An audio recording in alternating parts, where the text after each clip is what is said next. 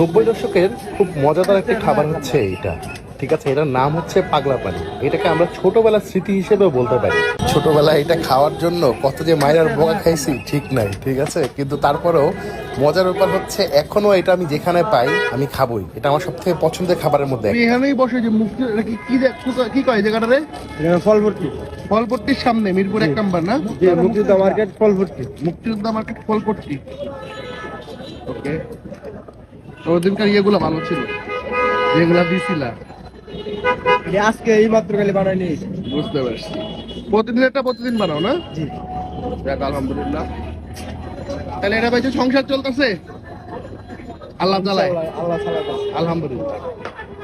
একটার মধ্যে শুধু চাল তারা চাল দিবা? তোমাদের শুধু চাল তারা চাল দিলাম। চাল কেমন? এটা তো ঝাল দরকার নাই, মানে লবণ দিয়ে দাও। লবণ দিয়ে দিলাম। হ্যাঁ হ্যাঁ।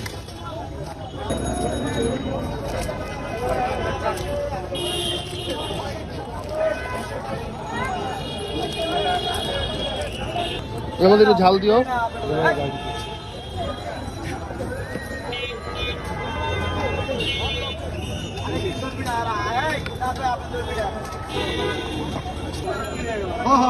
এটা খাওয়ার একটা নিনজা টেকনিক হচ্ছে, এর আগে ফার্স্টে ঝাঁকায় নেবেন কিছুক্ষণ